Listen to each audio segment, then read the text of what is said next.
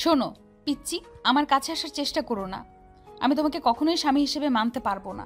আমি তোমার বড় ভাইকে অনেক ভালোবাসি, তাকে ছাড়া কাউকে ভালোবাসতে পারবো না।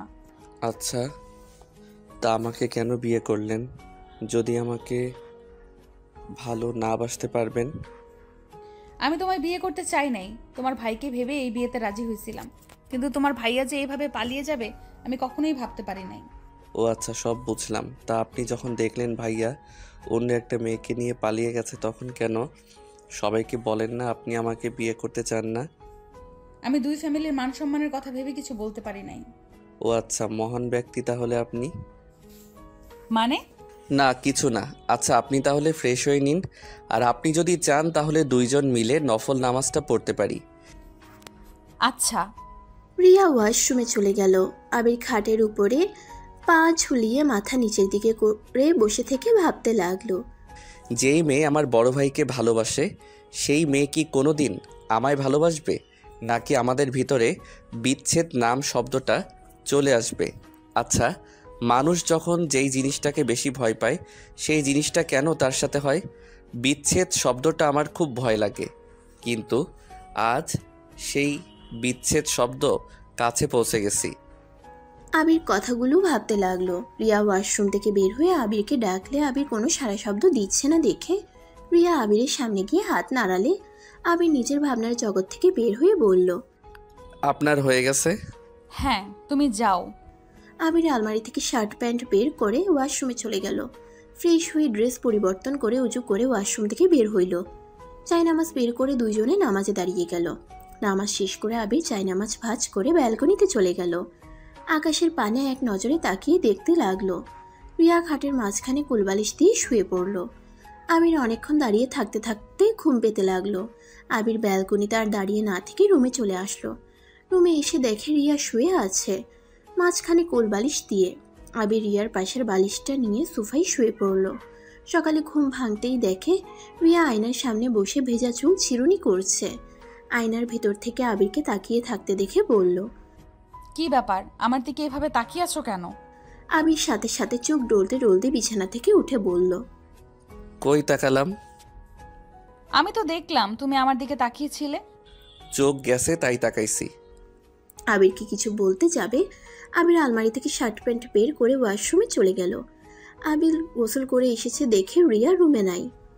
আবির রুম থেকে বের হয়ে নিচে চলে গেল। রিয়াকে এক নজর দেখে আবির বাইক নিয়ে বাসা থেকে বের হয়ে গেল।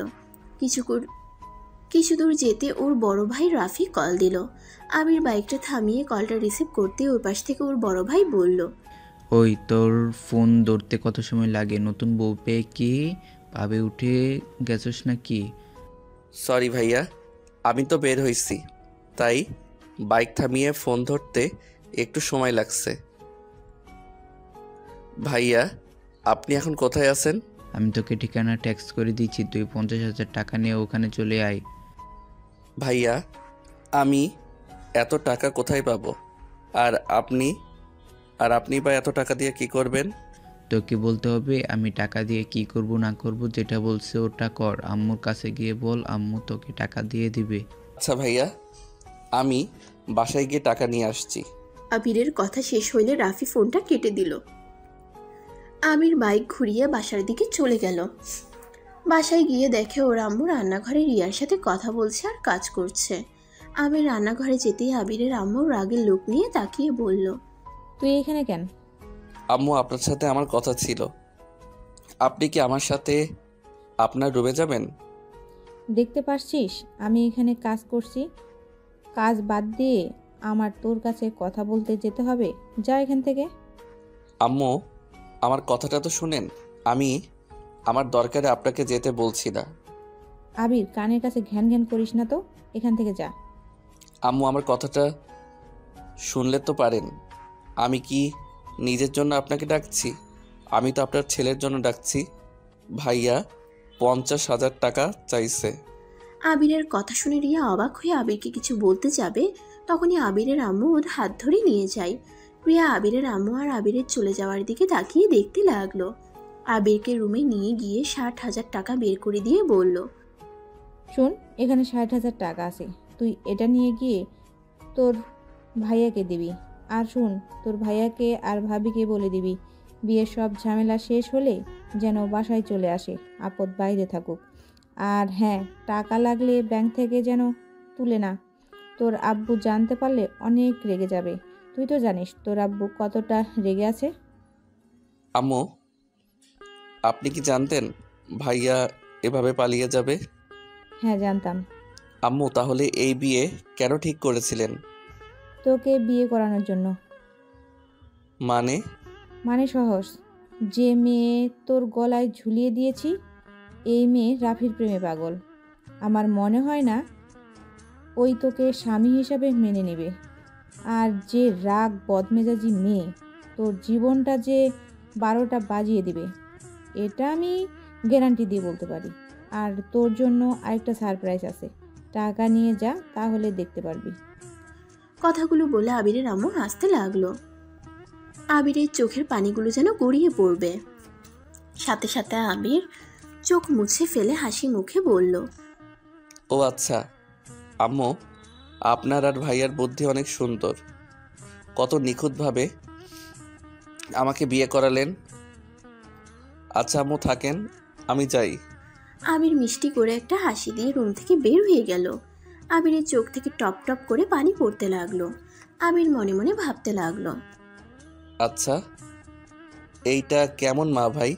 মানুষের সৎ মা, সৎ ভাই তো হয়তো এমন কাজ করবে না, যেমন জঘন্য কাজ আমার সাথে আমার নিজের আম্মু ভাই করে। নিজের উপরে নিজের রাগ হয়, এমন ফ্যামিলিতে জন্মগ্রহণ করে। আবির এইসব ভাবতে ভাবতে হাঁটছিল। হঠাৎ করে ধাক্কা লেগে যায়। আবির সাথে সাথে রিয়াকে ধরে ফেলে। রিয়া চোখ বন্ধ করে ফেলছে ভয়ে। আবির রিয়ার দিকে এক নজরে তাকিয়ে আছে। আবিরের চোখের পানি রিয়ার মুখের উপরে পড়তেই রিয়া চোখ খুলে আবিরের চোখে পানি দেখে কিছু বলবে, তার আগে আবির রিয়াকে সোজা করে দাঁড় করিয়ে চোখ তাড়াতাড়ি মুছে বলল, সরি, আমি দেখতে পাই নাই। কানার মতো হাঁটস কেন? আর তুই কান্না করছিলি মনে হয়। আরে না, কান্না করব কেন? চোখের কিছু করছিল। আচ্ছা থাকেন, আমি একটু বাইরে যাব। রিয়াকে কিছু বলতে না দিয়ে চলে গেল। রিয়া মনের ভিতরে কেমন একটা সন্দেহ হতে লাগলো। রিয়া কিছু ভাবতে যাবে, সাথে সাথে আবিরের আম্মু এসে বলল, বৌমা, এখানে কি করছো? আম্মু, আমার বাসা থেকে মানুষ আসা শুরু করেছে, আপনাকে সবাই খুঁজছে। ও আচ্ছা, চলো। রিয়া আর আবিরের আম্মু চলে গেল। আবির বাইক নিয়ে রাফির দেওয়ার ঠিকানায় চলে গেল। আবির বাসার ভিতরে ঢুকে কলিং বেল বাজাতেই অনেকক্ষণ পর একটা মহিলা দরজা খুলে দিল। আবির কিছু বলতে যাবে, তার আগে পিছন থেকে কেউ বলে উঠল, খালা, ওনাকে আসতে দাও। আবির কণ্ঠটা শুনে চমকে গেল। আবির ভিতরে ঢুকে তুলিকে দেখে থমকে গেল। আবিরকে দেখে তুলি রাফির বাহু জড়িয়ে ধরে সোফার উপরে বসে পড়ল। রাফির কাঁধে মাথা দিল। রাফি আবিরকে বলল, পরিচয় হয়ে নে, এটা আমার স্ত্রী, মানে তোর নতুন ভাবি। আর আমার টাকা নিয়ে এসেছিস? আবির এক নজরে তাকিয়ে আছে। বুকের ভিতরটা যেন দুমড়ে মুচড়ে যাচ্ছে। আবির নিজেকে কন্ট্রোল করে বলল, তুলি, তুমি ভাইয়ার স্ত্রী কিভাবে হও? ওই বেয়াদব, আমি তোর ভাবি হই। আমাকে সম্মান দিয়ে কথা বল। আর তোর ভাইয়ের স্ত্রী কিভাবে হই মানে?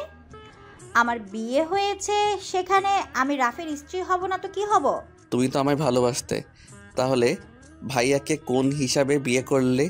তুই তো জানতে রাফি ভাইয়া হয় আমার। রাফি জান পাখি, তোমার ভাই কনফিউজড হয়ে গেছে, একটু সুন্দর করে বুঝিয়ে বলো তো। আরে ছোট ভাই আমার, টাকাটা দে আর বস এইখানে। সকালে তো মনে হয় কিছুই খাস নাই। খালা আবিরের জন্য এক গ্লাস পানি আর চিপস নিয়ে এসেছে, দেন তো।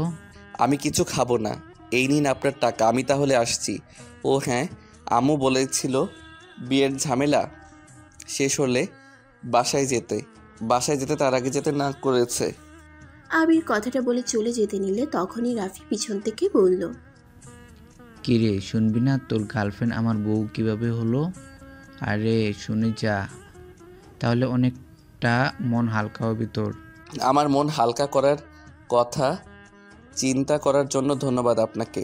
আর আমার শোনার কোনো ইচ্ছে নাই। আপনার স্ত্রী আমার ভাবি হয়, এইটাই আমাদের সম্পর্ক। সুখে থাকেন আপনারা, এইটাই আমি চাই।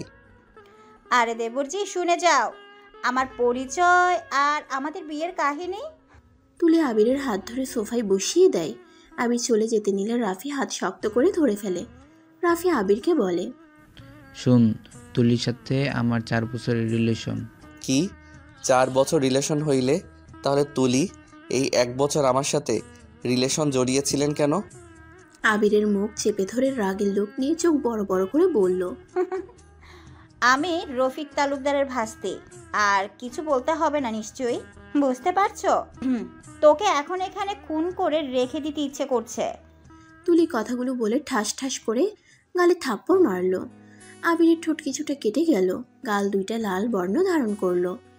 আবিরের চোখ দিয়ে টপ টপ করে পানি পড়তে লাগলো। আবির তুলির দিকে মায়া ভরা চোখে তাকিয়ে বলল, তোমরা যদি ভেবে থাকো আমি কষ্ট পাইছি তাহলে ভুল ভেবে থাকবে। তোমাকে আমি নিজের থেকে বেশি ভালোবেসেছিলাম। তুমি আমাকে ঠকালে, এতে আমার আফসোস নাই, কারণ যাকে যে বেশি ভালোবাসবে সেই মানুষটাকে ঠকতে হবেই। একদম কেমন লাগছে সেটা নিজেই অনুভব করে দেখো। ভালোবাসা মানুষটাকে না পেলে কেমন ফিল হয়, কতটা কষ্ট পেতে হয়, সেটাই আমি তোকে বুঝিয়ে দিলাম এই 1 বছরের ভিতরে। তুই অন্য কারোর ভালোবাসা ছিনিয়ে নিয়েছিলি না, আজ তোর ভালোবাসা তোকে ঠকিয়ে দিল, তোর থেকেও ছিনিয়ে নিল তোর ভাই। তোকে কাঁদতে দেখে আমার অনেক ভালো লাগছে। তোকে আরো তিলে তিলে মারার জন্য আমি তোর বাসায় যাব। আবির তুলিকে সরিয়ে দিয়ে চোখের পানি মুছে ভিলের মার্কা হাসি দিয়ে বলল, দেখা যাবে। কথাটা বলে হাসি মুখে বাসা থেকে বের হয়ে গেল। আবিরের মাথা যন্ত্রণা করতে লাগলো। আবির বাইকটা নিয়ে সোজা নদীর পাড়ে চলে গেল। নদীর পাড়ে বসে আবির চোখের পানি ফেলতে লাগলো। আবিরের চিৎকার দিয়ে কান্না করতে ইচ্ছে করছে, চিৎকার করতে পারলো না, নীরবে চোখের পানি ফেলতে লাগলো আর মাথার চুল খামচাতে লাগলো, পাগলের মতো কান্না করতে লাগলো। হঠাৎ আবিরের ফোন বেজে উঠলো। আবির সাথে সাথে চোখ মুছে ফোনটা বের করে দেখে ওর আব্বু কল দিয়েছে। আবির সাথে সাথে কণ্ঠ ঠিক করতে লাগলো। নিজেকে সামলিয়ে নিয়ে কলটা রিসিভ করলে ওই পাশ থেকে ওর আব্বু বলল, আবির কই তুমি? আব্বু আমি একটু বাহিরে। কিছু হয়েছে কি? তুমি কি কান্না করছো নাকি? কণ্ঠ এমন লাগছে কেন?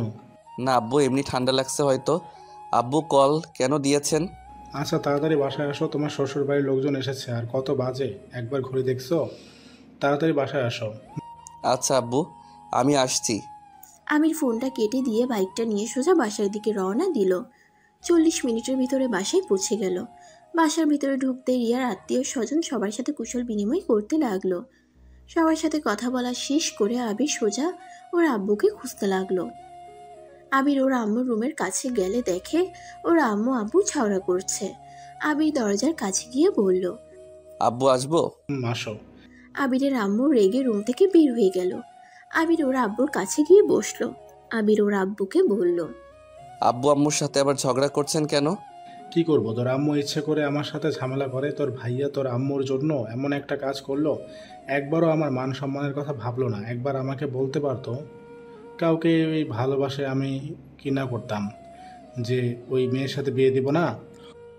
আব্বু কি করবেন? আপনাকে দেখে তো সবাই ভয় পায়, তাই ভাইয়া সাহস পায় নাই আপনাকে বলার। আব্বু ভাইয়াকে ক্ষমা করে দেন, ভাইয়াকে বাসায় আসতে বলেন। নতুন বউ নিয়ে এভাবে বাহিরে থাকা কেমন দেখায় না? ওকে ক্ষমা করতে বলছিস? ও কি কাজটা করছে? আমার মান সম্মান শেষ করে দিয়েছে। তুই না থাকলে আমার কি হয়তো একবার ভেবে দেখেছিস? আব্বু যেটা হয় নাই সেটা নিয়ে ভেবে লাভ আছে? তার থেকে ভাইয়াকে ক্ষমা করে বাসায় নিয়ে আসেন। আমার ভাইয়াকে ছাড়া ভালো লাগছে না। আপনি ভাইয়া ভাবিকে প্লিজ নিয়ে আসেন। তোকে তো ওই দেখতে পারে না। ওই গ্যাসে ভালোই হয়েছে, যেমন গ্যাসে তেমন ওর আসার দরকার নেই। আব্বু প্লিজ ভাইয়াকে আসতে বলেন। আমার বিয়ের গিফট হিসেবে তো ভাইয়াকে নিয়ে আসেন, প্লিজ প্লিজ।